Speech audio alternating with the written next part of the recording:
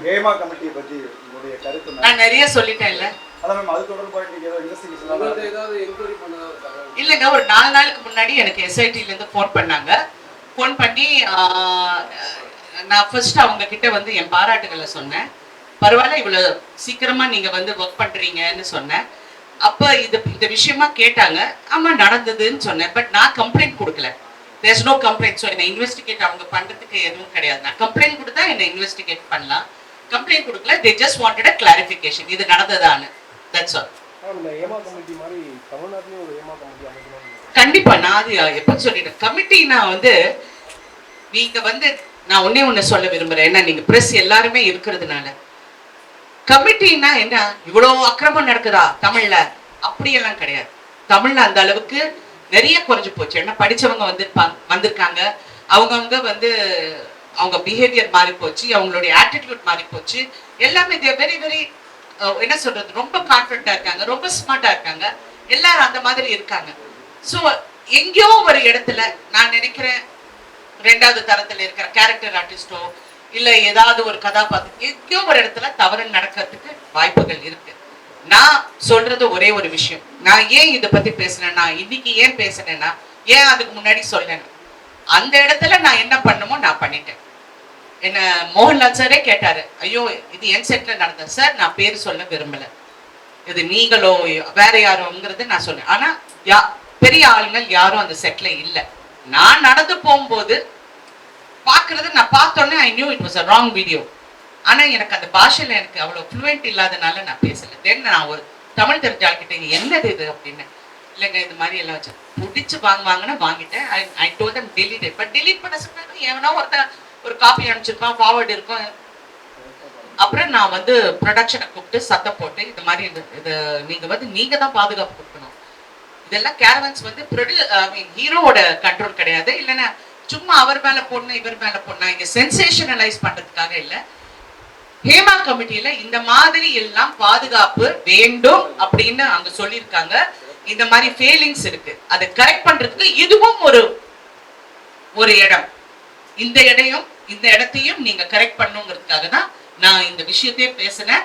And என் லைஃப்ல இது வரைக்கும் எந்த பிரச்சனை வந்தாலும் நான் ஃபேஸ் பண்ணியிருக்கேன். நான் தனியா தான் ஃபேஸ் பண்ணியிருக்கேன். பெரிய சண்டை நடக்கும், அங்க ஹீரோவும் இருப்பாங்க. சில ஹீரோ வந்து என்னமா என்ன ப்ராப்ளம் கேட்பாங்க, சில ஹீரோஸ் கண்டுக்காத மாதிரி அந்த பக்கம் போயிடுவாங்க. So we have learn to survive on our women. நாங்க பெண்கள் வந்து பிறவிலேயே ரொம்ப ஸ்ட்ராங் ஆனவங்க. எங்களுக்கு எல்லாமே நம்மால செய்ய முடியும். ஆனா எங்கேயோ ஒரு மார்க்கெட்டிங் ஸ்ட்ராட்டஜில எங்களை பின்னாடி தள்ளிட்டாங்க. இன்ன வரைக்கும் நாங்க வந்து அதை போராடிக்கிட்டே இருக்கோம். That's it. மேடம் அது கேரளா போலீசார் அங்க என்ன படவிக்குன்னு சொல்லிருக்கீங்களா மேடம்? சார் மூடி மறைக்கிறது இல்லைங்க. நீங்க இப்ப நான் ஒண்ணு பிரஸ் கிட்ட கேக்குறேன், தயவு செஞ்சு சொல்லுங்க உங்களுக்கு தெரியாதுன்னு. உங்களுக்கு தெரியாதுன்னு சொல்லுங்க. எவனோ உட்கார்ந்துகிட்டு பக்கத்துல இருந்து பார்த்தவன் மாதிரி பேசுறாங்க. உங்களுக்கு தெரியாதுன்னு சொல்லுங்க.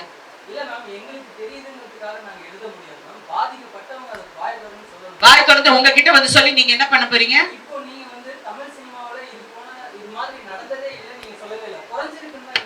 டெஃபினட்டா நான் 80ஸ்ல இருந்து நான் பாக்குறேங்க.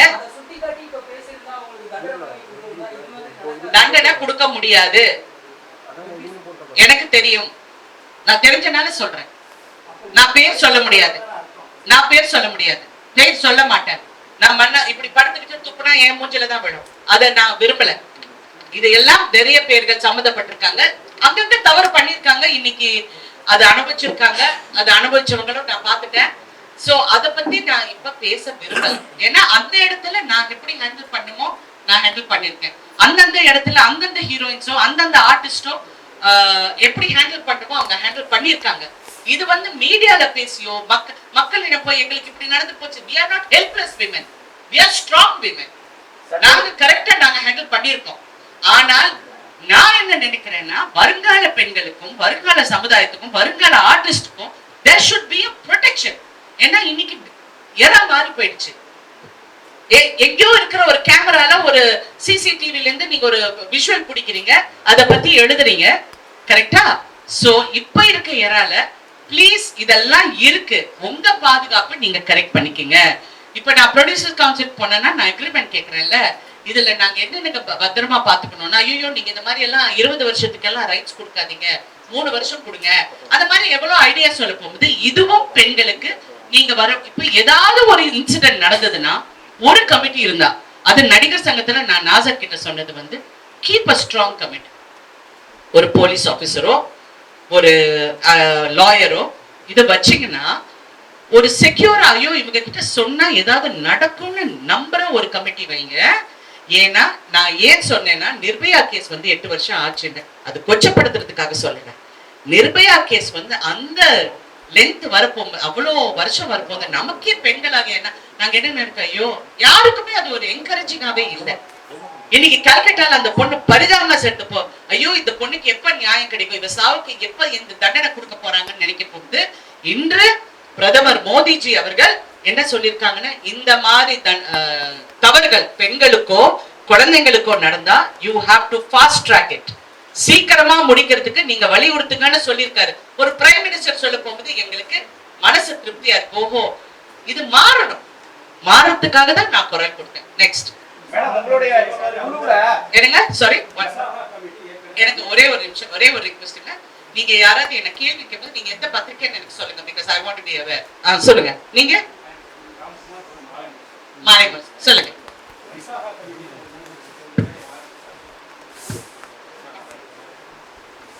விசாகா கமிட்டி ஒரு 3 வருஷத்துக்கு முன்னாடி ஆரம்பிச்சாங்க. அந்த கமிட்டிக்கு இது வரைக்கும் ஒரு கம்ப்ளைண்ட் வரல அப்படின்னு சொன்னாங்க. இப்ப அந்த கமிட்டியை மாத்த யார் இருக்காங்க இந்த கமிட்டியில? ஏற்கனவே ஒரு 3 வருஷத்துக்கு முன்னாடி சொல்லியிருந்தாங்க. யார் இருக்காங்க அந்த கமிட்டியில? நடிகர் சங்க நிர்வாகிகள். தேங்க்யூ. நெக்ஸ்ட் மேடம், உங்களுடைய சின்னத்திரை குழுல வந்து எல்லா நடிகைகளும், நீங்க எந்த பத்திரிக்கைங்க? குமுதம். சரி சொல்லுங்க. உங்க சின்னத்திரை குழுல வந்து எல்லாரும் உங்களுடைய படப்பிடிக்கும் போது பாதுகாப்பா இருப்பதா சொல்லி எல்லா நடிகைகளும் சொல்றாங்க. அப்படி இருக்கும் பெரிய திரையில யாரு பொறுப்பெடுத்துக்கிட்டு அவங்கள பாதுகாக்கணும்? ப்ரொடியூசர், அது ப்ரொடக்ஷன். தமிழ் சினிமால பண்றாங்களா அதை?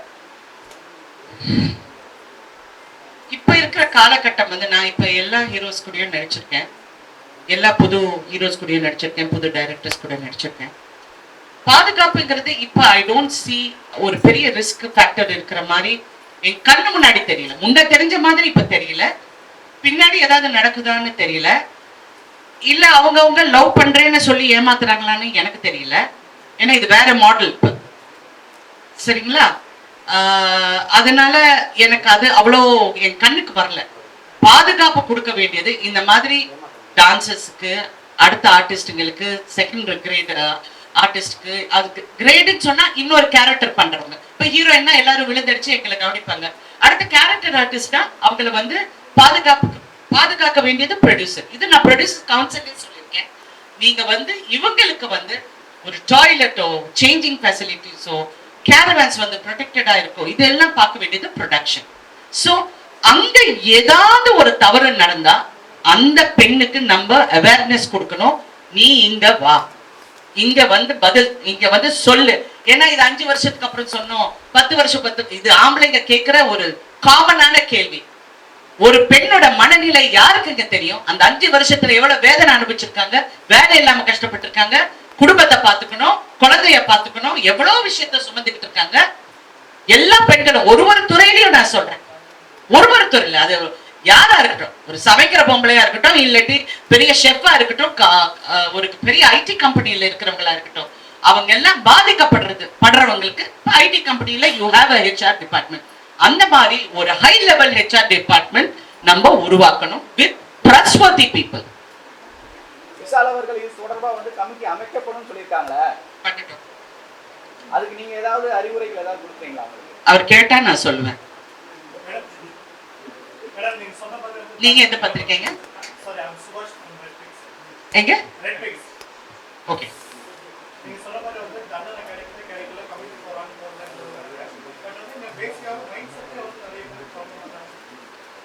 ஜெனரலா ஐ திங்க் இந்த காலத்து நிறைய யங்ஸ்டர்ஸ்க்கு மைண்ட் செட்டே ராங்கா இருக்குங்க. It is getting worse every year.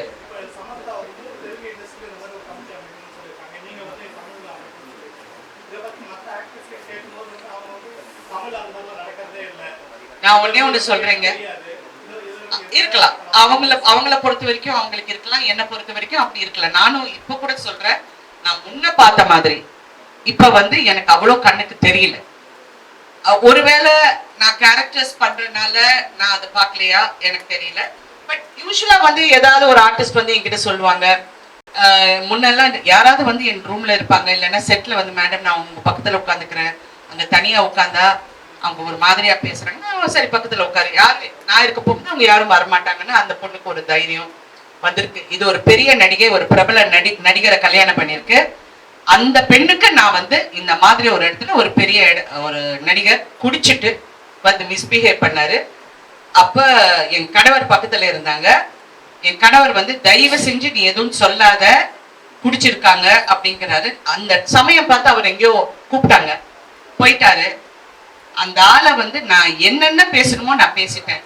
அந்த பொண்ணு வந்து என்னை கட்டி பிடிச்சு சொல்லிச்சு, எனக்கு பாஷை தெரியாது, ஆனா நீ சொன்னது எனக்கு என்னமோ தெரியும், ஐ லவ் யூன்னு சொல்லி இன்ன வரைக்கும் எனக்கு ஒரு நெருங்கிய ஒரு ஃப்ரெண்டா இருக்காங்க. சோ தப்பு நடக்கிற இடத்துல தட்டி கேட்கிறோம், அதை கரெக்ட் பண்றோம். அதை கொண்டு வந்து நான் பப்ளிக்லயோ மீடியாலயோ அது போய் போலீஸ் ஸ்டேஷன்ல போய் கம்ப்ளைண்ட் பண்ணா என்ன பண்ண போறோம்? டிசப்பாயின்மெண்ட் எனக்கு என்னன்னா, நிறைய வந்து தப்பு பண்றவங்க நான் என் கண்ணால பார்த்திருக்கேன். நிறைய பேர் தப்பு பண்ணிருக்காங்க. ஆனா சொசைட்டி வந்து அந்த ஆம்பளைய தான் மேல தூக்கி வச்சு கொண்டாடுறீங்க, மேல தூக்கி வச்சு நீங்க கொண்டாடுறீங்க.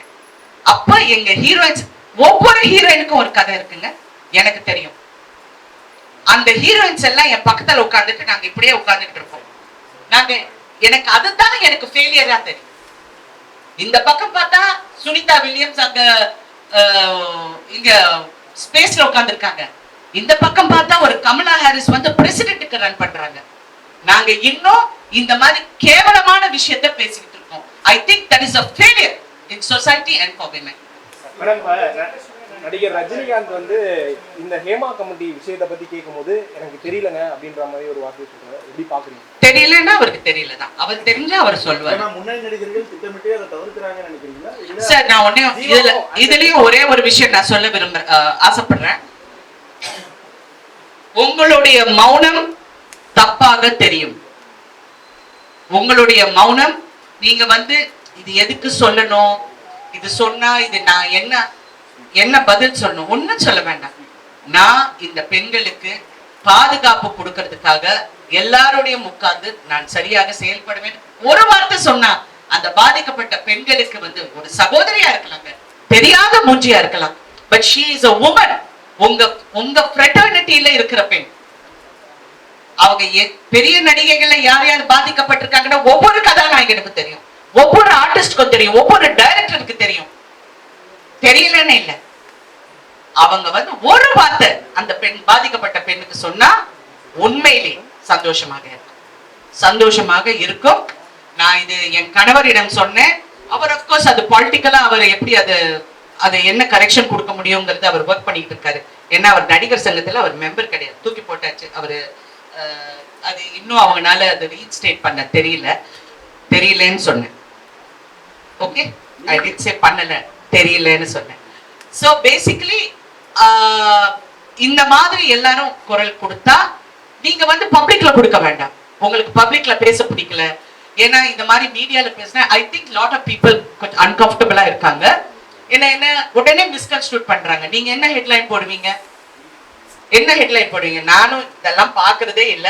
பார்த்தா ராதிகா பேட்டர் விட்டீங்க, ராதிகா விஷாலுக்கு சவால் விட்டார், செருப்பால அடிக்க. இது என்ன? இது ஹுக்கு ஒண்ணு போட்டு நாங்க போடாத ஹுக்கா டான்ஸா?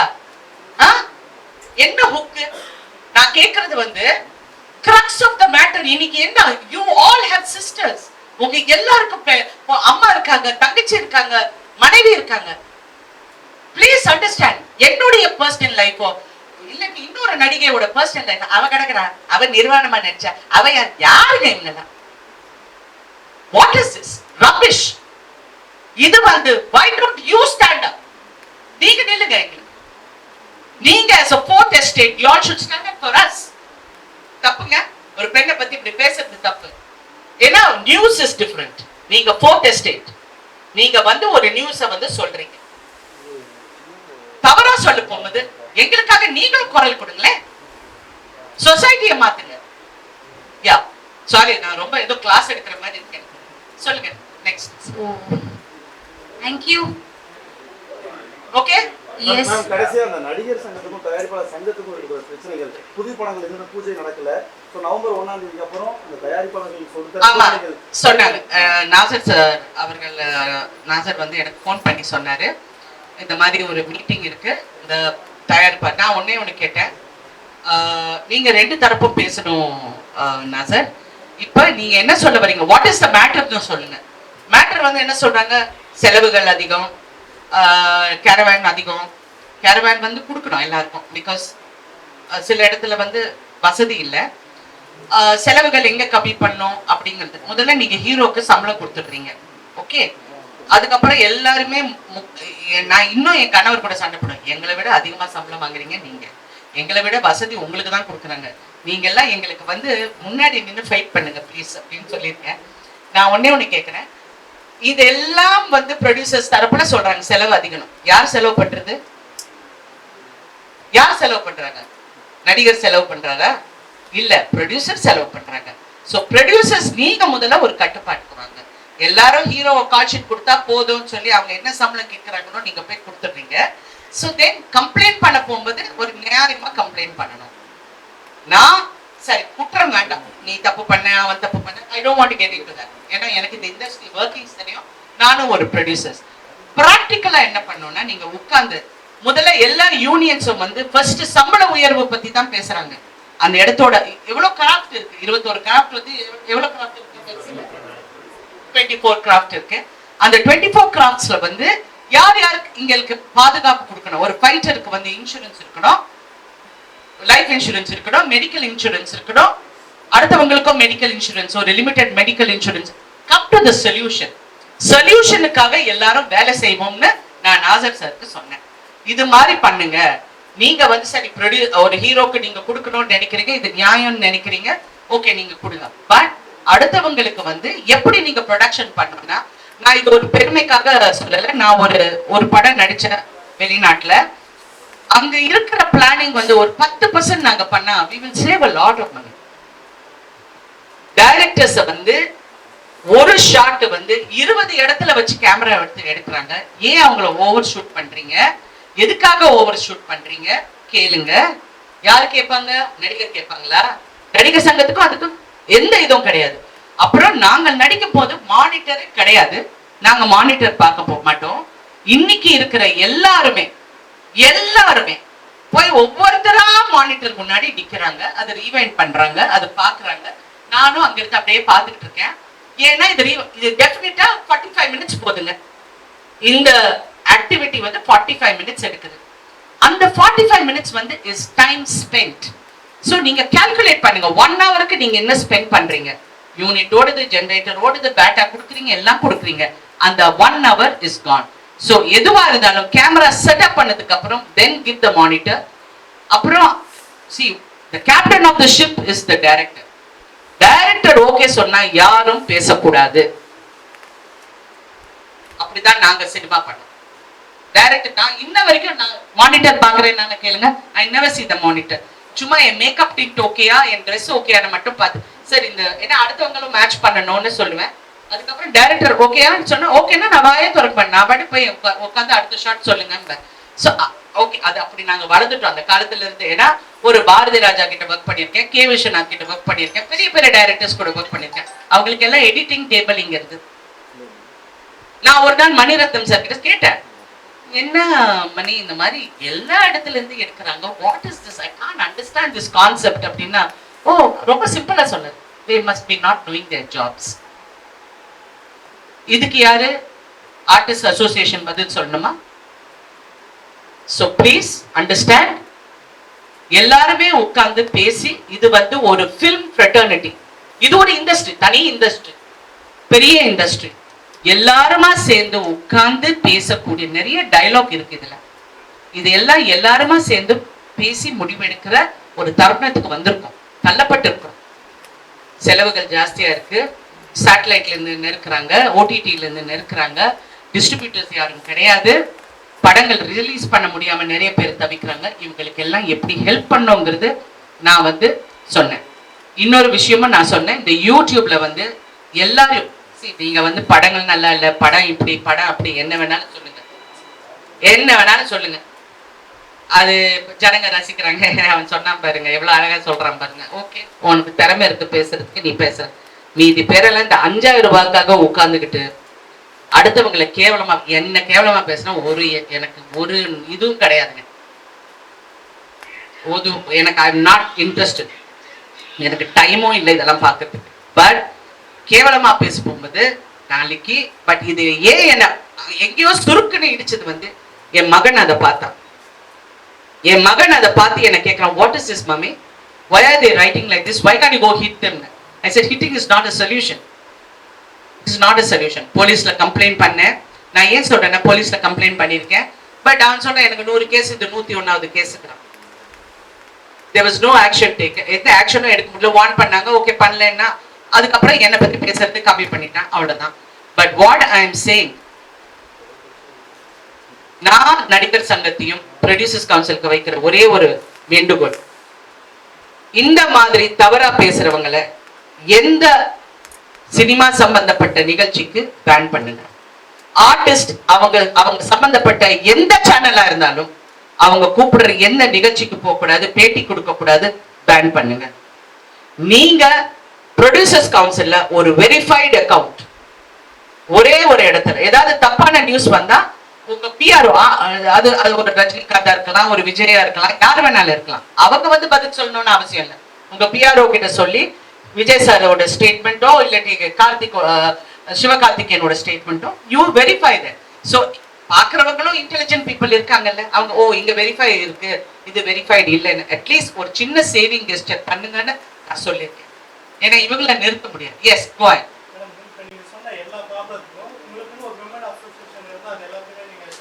நான் அதான் சொல்லியிருக்கேன், அதான் விமனுக்குன்னு தனியா சொல்லியிருக்கேன். நான்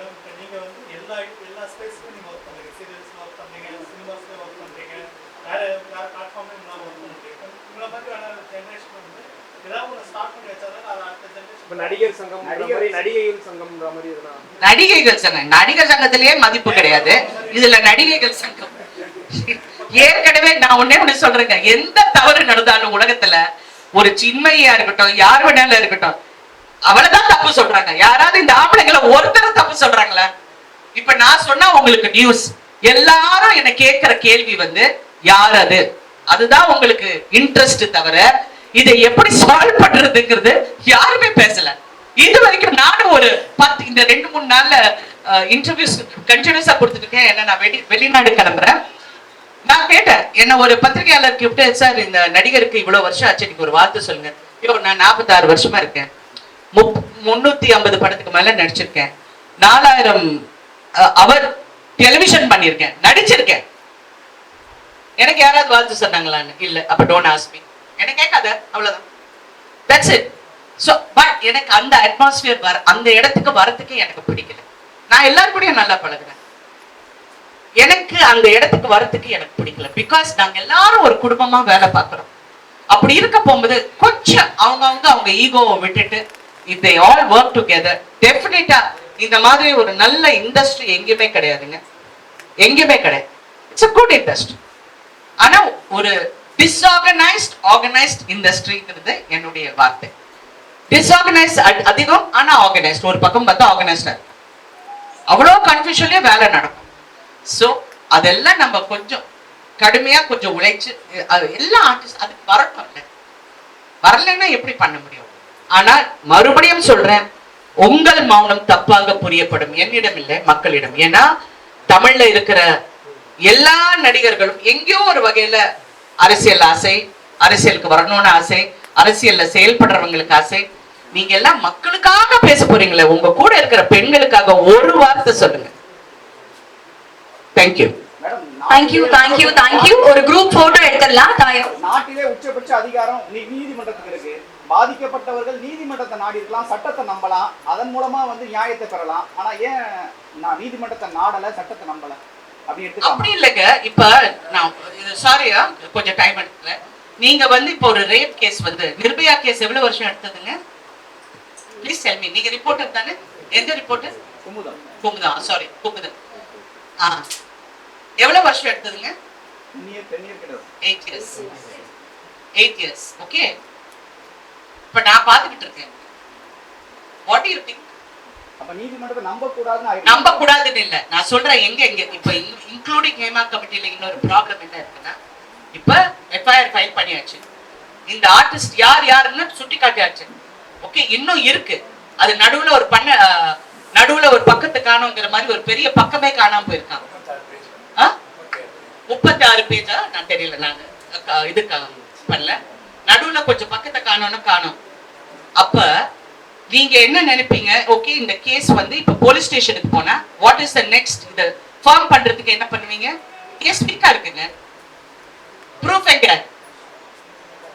வாட் இஸ் த ப்ரூஃப்? அப்ப என்ன ரேப் பண்ண போகும்போது நான் என் கேமரா பிடிச்சி செல்ஃபி எடுத்துட்டு இருப்பேனா? இல்ல என்கிட்ட தவறா பேசும்போது செல்ஃபி எடுப்பேனா? இல்லையே. there will be அத வந்து கரெக்ட் பண்றது வந்து immediate action. அந்த இடத்துல அந்த பெண்ணுக்கு அந்த தைரியத்தை நாங்க கொடுக்கணும்னு சொல்றேன். Okay, thank you very much.